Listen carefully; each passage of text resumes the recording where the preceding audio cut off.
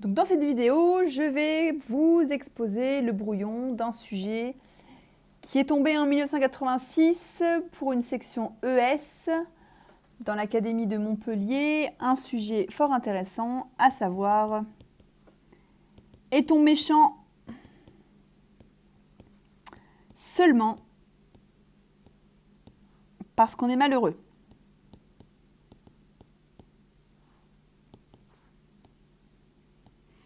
Donc, il va y avoir un premier travail de compréhension du sujet, de comprendre la structure, le lien qui existe entre les termes, entre la méchanceté et le malheur.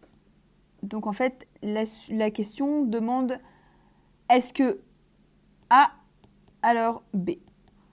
Donc une condition, une relation de nécessité entre le malheur et la méchanceté. À savoir, est-ce qu'il faut nécessairement être malheureux pour être méchant? Est-ce qu'il n'y a pas une méchanceté gratuite? On va marquer ça là. Voilà, une méchanceté gratuite. À savoir qu'il n'aurait pas de fondement. Voilà. Donc, lorsqu'on a un sujet comme ça, on va déjà commencer à penser aux références à utiliser. La première référence qui peut être utile est celle de Platon qui dira « Nul n'est méchant volontairement ».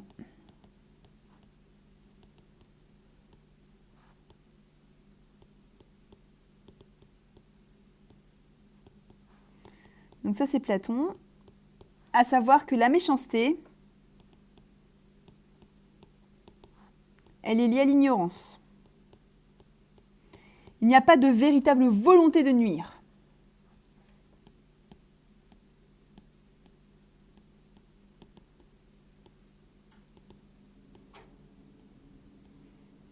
La volonté, on pourra rapprocher cette notion donc, de volonté avec la notion de désir, de volition. Voilà. Et donc, dans cette compréhension, donc là, on a commencé à parler de la méchanceté. On va pouvoir éventuellement étayer la notion de méchanceté en expliquant que la méchanceté, c'est de la malveillance.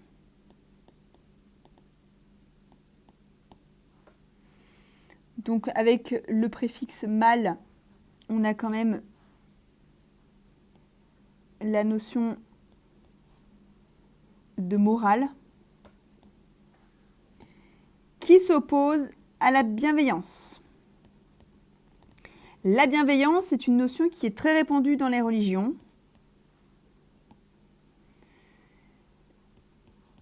Et qui existe dans toutes les morales religieuses, toutes les morales monothéistes et pas monothéistes également d'ailleurs.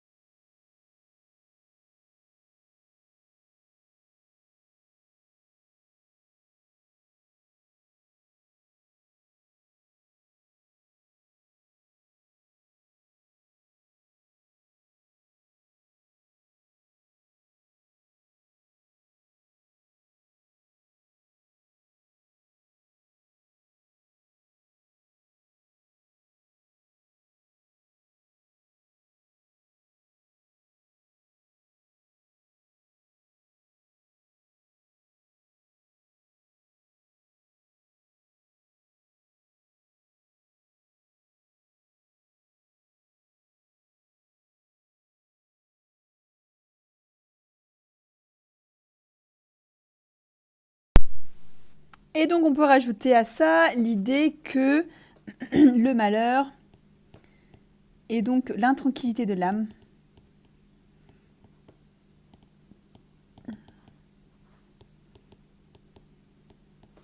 La perturbation, etc. Donc, si on doit regarder le brouillon qu'on a fait, on en est voilà, à un tableau comme ça, où on a développé la notion donc, du malheur, de savoir ce que c'était que le malheur. Par opposition au bonheur, le bonheur d'une durabilité. Donc, le malheur dans ces conditions-là est aussi une notion durable, un temps qui va perdurer, avec une répétition de l'absence de plaisir, une accumulation des plaisirs, de frustration. Et le malheur devient également une intranquillité de l'âme, une perturbation, par opposition donc à ce bonheur qui se place voilà, comme paix de l'âme et comme ataraxie. Donc tout l'enjeu du sujet va être d'étudier aussi la notion de condition de possibilité en fait de la méchanceté, puisque l'équation qui pose la question de savoir si on est méchant seulement parce qu'on est malheureux pose la question de savoir s'il n'y a pas d'autres conditions selon lesquelles la méchanceté est possible. Alors ici on a effectivement la méchanceté qui vient de l'ignorance. On peut avoir la méchanceté qui vient d'un vrai désir de nuire.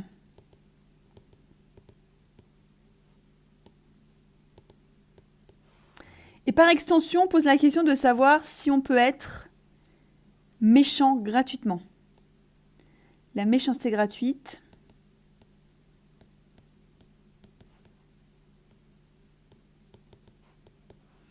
Est-ce que ça a du sens de parler de méchanceté gratuite ?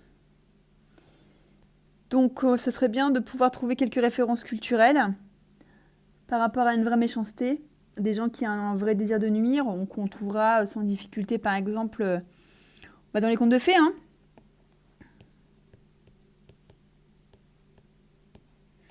Par exemple, la sorcière est toujours méchante. L'ogre, dans les Disney, sans problème, hein. On peut trouver effectivement des personnages méchants. Par exemple, bon, c'est pas très compliqué. Et puis, on a aussi un exemple chez Disney, on va avoir le personnage de Jafar, par exemple.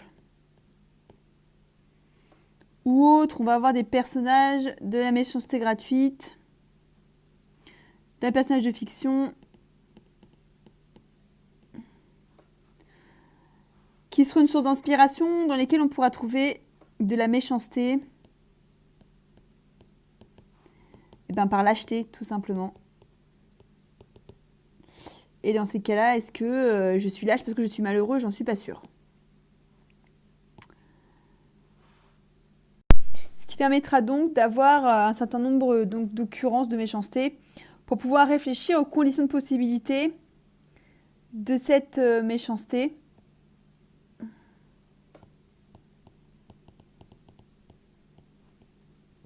Les conditions de possibilité, à savoir qu'est-ce qui rend possible l'existence de cette méchanceté.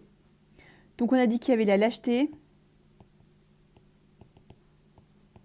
l'ignorance, la frustration, qui peut déclencher un vrai désir de nuire. Dans le désir de nuire, on peut aussi avoir une notion de vengeance. Ça, ce sera le cas de la perversion. L'aspect vraiment psychanalytique.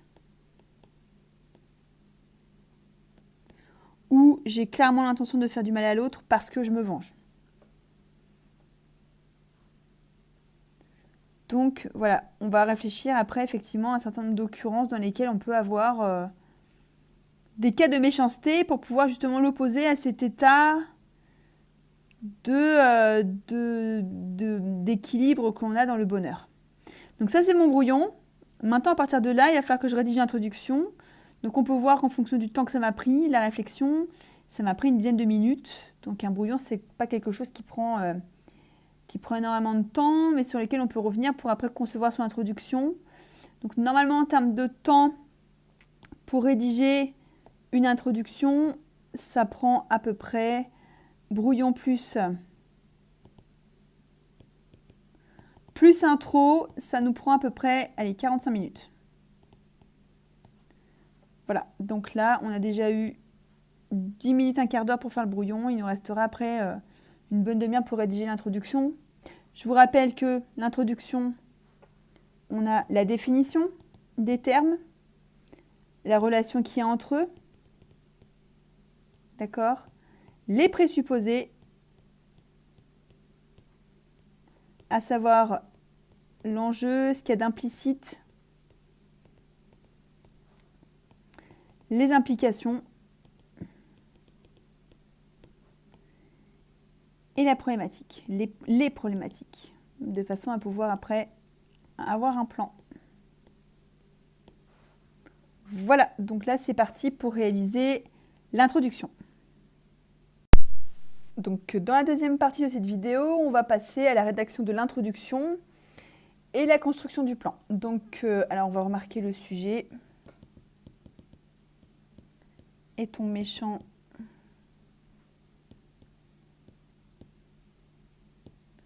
Seulement parce qu'on est malheureux.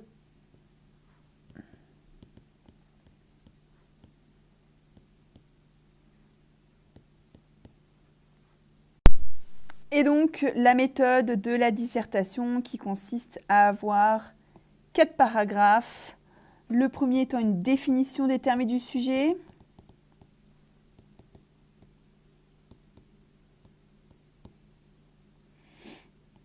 Le deuxième, les présupposés.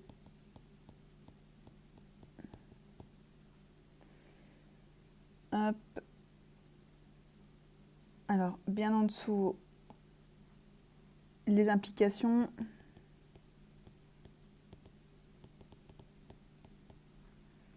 Et enfin, la problématique. Voilà.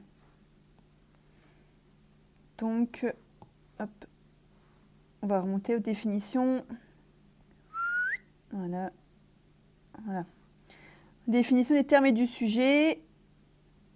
On pourra écrire que. Donc, alors le sujet pose la question de savoir si le malheur est la seule condition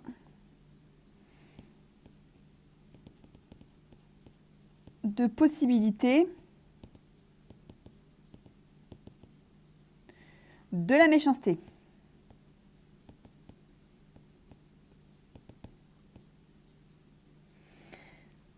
Qu'on comprendra la méchanceté par opposition à la gentillesse.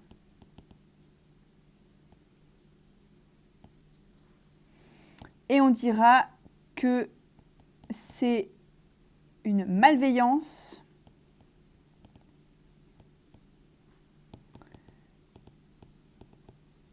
teintée d'une volonté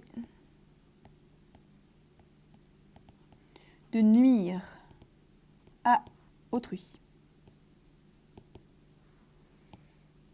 Et donc ça sera important.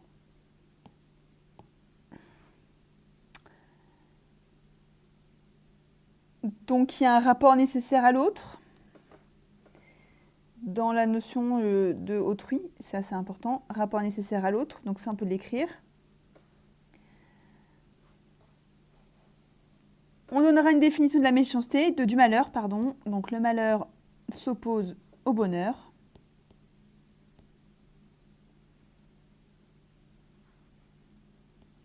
Qu'on définira sous la forme d'une intranquillité.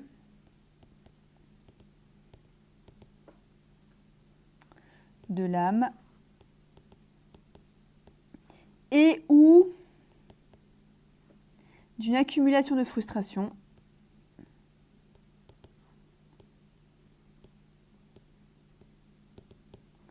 Et de déplaisir.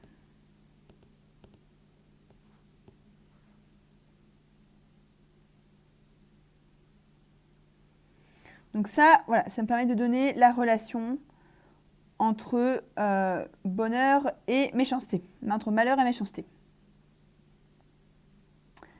Donc ça présuppose que, à côté, donc présuppose une relation nécessaire entre les termes. On se souviendra de ce que signifie nécessaire, qui ne peut pas ne pas être.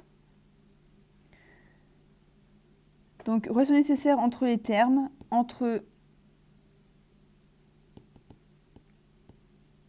ça veut dire que nous serions nécessairement malveillants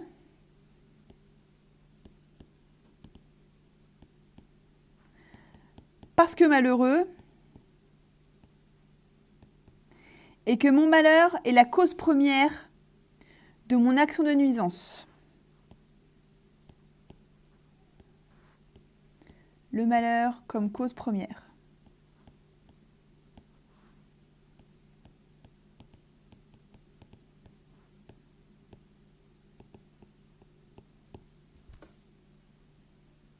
Voilà.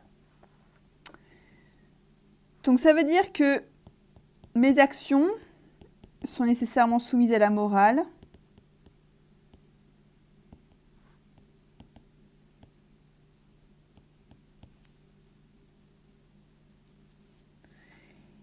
Et que du coup, ils sont aussi conditionnés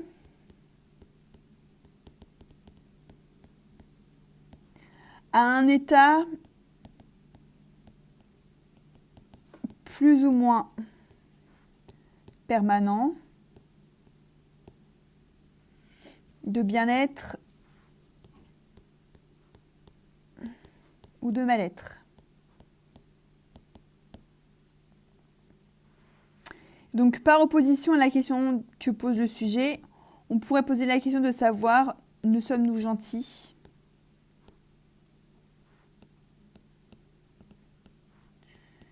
Que parce que l'on est heureux.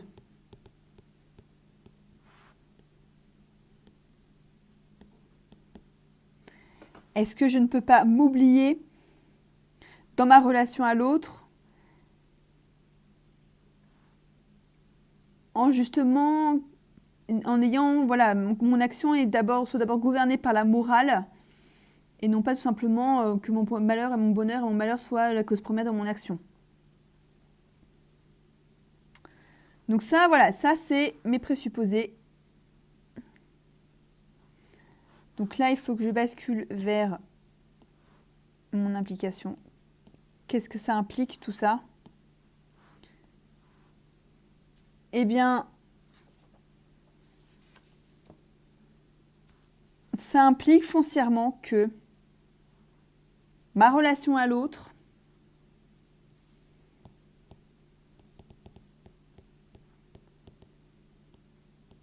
elle trouve son point de départ dans ce que je suis dans ma relation à moi-même.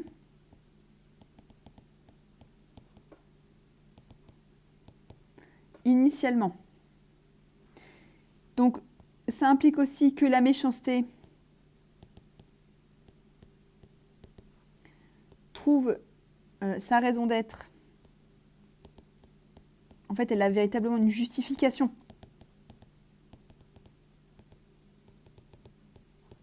Dans mon propre malheur,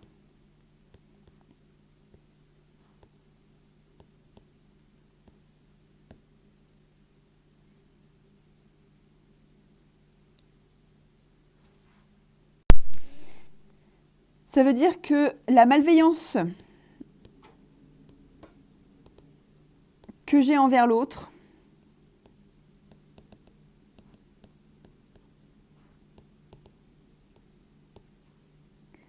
trouve ses racines dans une malveillance initiale que j'aurais envers moi-même.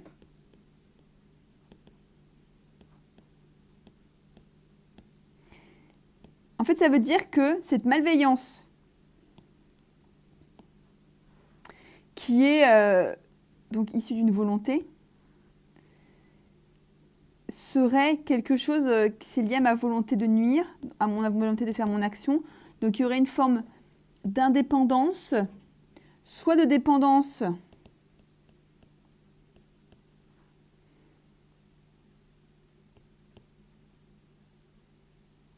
à ce que je suis. Donc, c'est-à-dire que c'est une dépendance à ce que je suis. Voilà. Ça veut dire qu'en fait, la volonté, ma volition, qui fait déjà mon propre malheur, peut ensuite engendrer celui des autres. C'est-à-dire que si je suis méchant envers l'autre, si je suis méchant, ma méchanceté serait initiale, je la déploie vers autrui, comme prolongation d'une méchanceté initiale envers moi-même. Ça veut dire qu'en fait, il y aurait ma volition qui serait toute seule, et que je déploie dans un premier cercle envers moi-même. Voilà, donc il y aurait déjà ma méchanceté. Et puis ensuite, elle se déploierait dans un rayonnement envers autrui. Donc en fait, la question qui va découler après dans la problématique, c'est que dire de cette volonté initiale qui est là au centre de tout et qui semble rayonner en fait, déjà initialement ici. Ça, on va questionner ça, donc du coup, dans la problématique.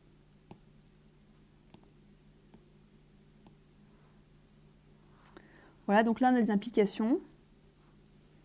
Et donc, ma problématique,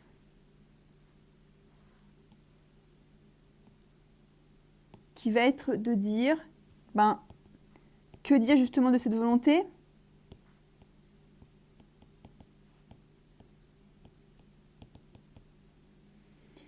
Est-ce que ma volonté qui est liée à mon désir, je veux quelque chose, donc il y a moi, sujet qui émane après vers autrui, vers le monde. D'accord ? Donc du coup, la question, ça va être de se dire, est-ce que, comme ma volonté, est-ce que c'est comme mon désir ? Désir au sens, voilà, cette énergie qui me pousse vers les autres. Donc, et est-ce que c'est quelque chose d'indépendant ?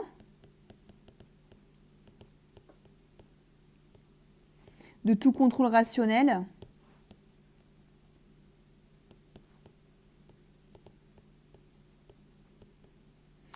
Ou finalement, voilà, ma méchanceté, c'est quelque chose dont je ne suis pas maître et je ne soumets même pas à la morale en fait. C'est juste voilà, quelque chose qui va émaner de moi parce que je suis initialement malheureux. Et donc l'aspect moral et autres qui va rentrer en ligne de compte du fait que je sois malheureux, qu'en est-il de la morale ? Du fait qu'effectivement, même si je suis malheureux, je n'ai pas forcément à faire rejaillir ça envers les autres. Donc qu'en est-il de la morale ? Est-ce qu'on peut avancer l'idée d'une... Alors, peut-on avancer l'idée d'une méchanceté gratuite ? Une méchanceté sans fondement ?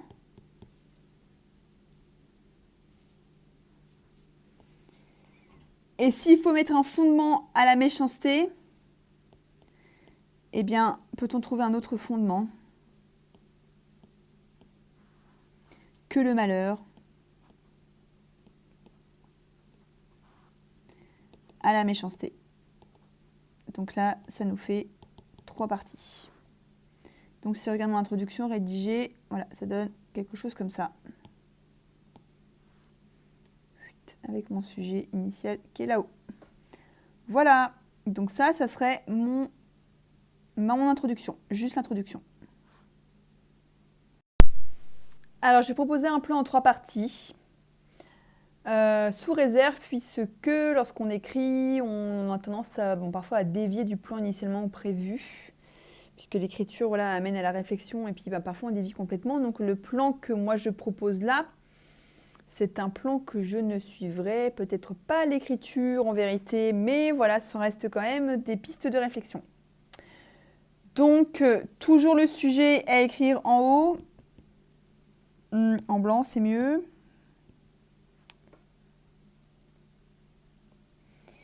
Alors, est-on méchant seulement parce qu'on est malheureux? Voilà.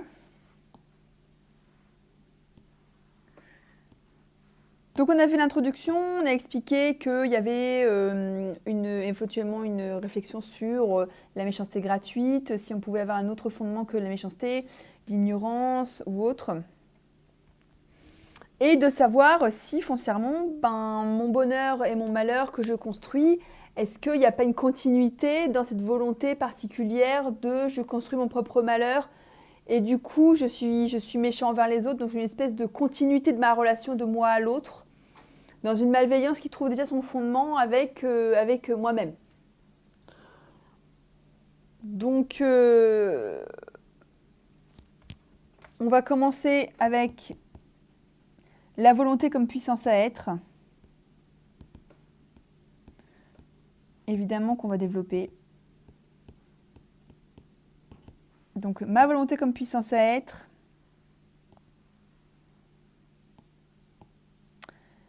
Donc on va faire le lien de cette partie-là entre la volonté et le désir.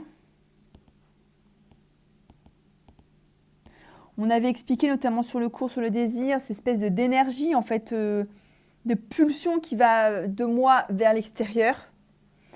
Donc la volonté, en fait, il y a le désir initial et puis il y a la volonté qui prend en charge en fait ce désir et qui le met en action. Donc il y aura un lien avec donc, la production à être,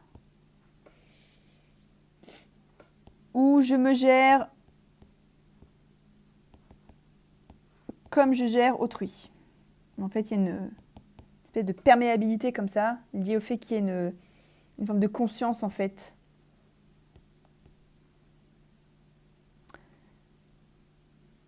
Donc, dans une deuxième partie, on pourra parler de ma volonté de nuisance.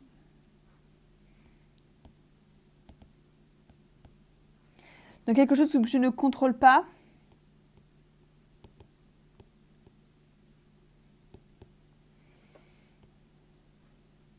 Donc, il y aura forcément un lien avec l'inconscient,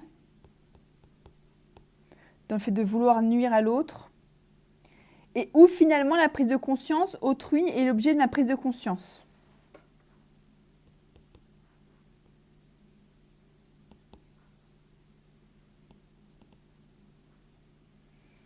Le de l'expérimentation.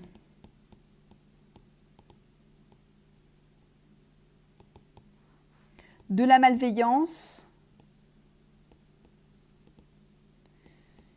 qui me conduit à mon propre malheur. Ce qui fait qu'en fait, autrui joue le rôle de miroir. Donc là, il y aura quand même une réflexion sur l'autre, sur autrui. Qu'en est-il de l'autre, ma conscience et tout ça, donc il y aura forcément un lien. Donc on va descendre. Dans une deuxième partie, je vais développer l'idée du fondement de la méchanceté.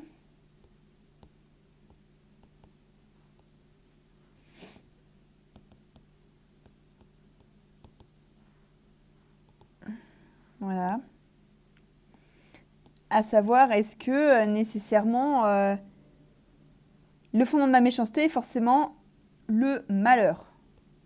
Donc là, on fera le lien entre malheur et méchanceté.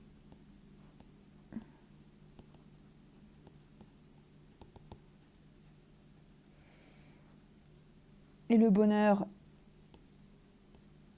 et la gentillesse. Comme construction personnelle.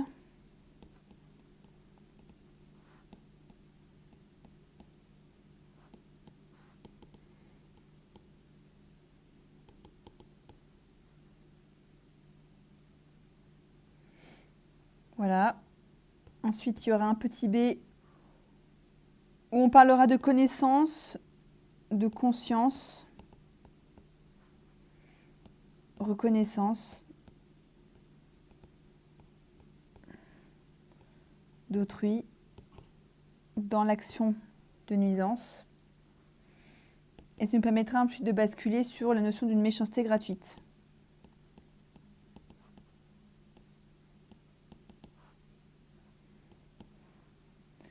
Perte du fondement.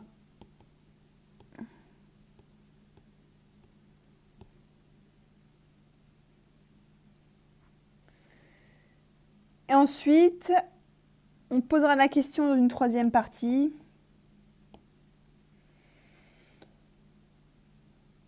Qu'on appellera la joie d'être méchant.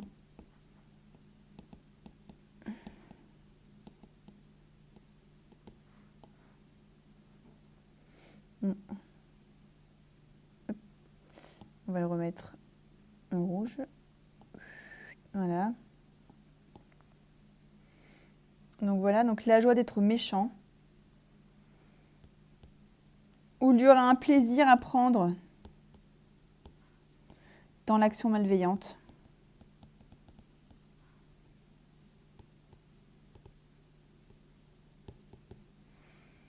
Du coup, il y aura voilà, la question de savoir s'il y a un épanouissement personnel.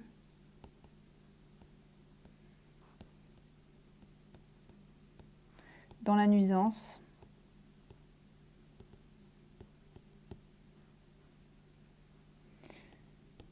Ensuite, on reviendra sur cette notion de bonheur, en fait, parce qu'on n'a pas beaucoup utilisé et par contraste, c'est très intéressant. Le bonheur comme antidote à la méchanceté.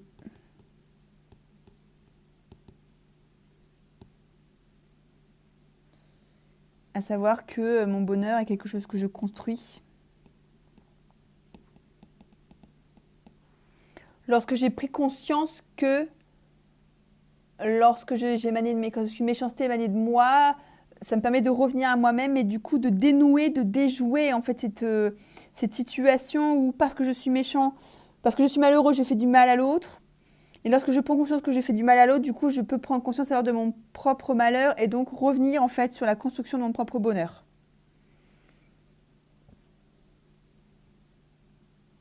Et puis on aura un petit C où là, en troisième partie, on reprendra l'ensemble des réflexions sur le fondement de la méchanceté. Et de se poser la question vraiment, si il y a de la méchanceté dans le bonheur.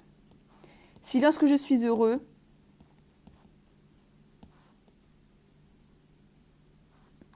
j'ai un intérêt à nuire.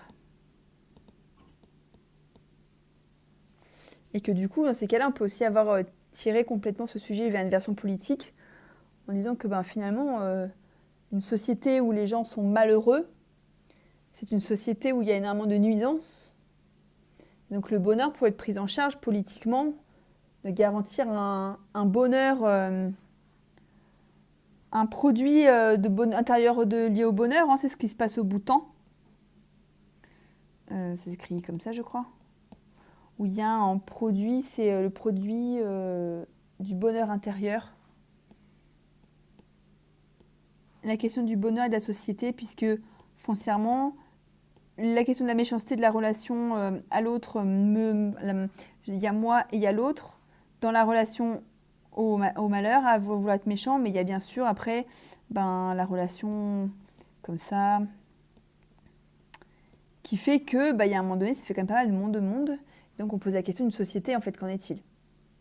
Donc ça peut aussi être une troisième partie pour pouvoir après développer un autre type de plan. Donc voilà, donc ça c'est un plan, voilà, qu'on pourrait développer. Après il y a d'autres plans, il y a d'autres façons de gérer cette question-là. Moi je pense que j'aurais peut-être aussi pu largement développer cette idée-là de politique.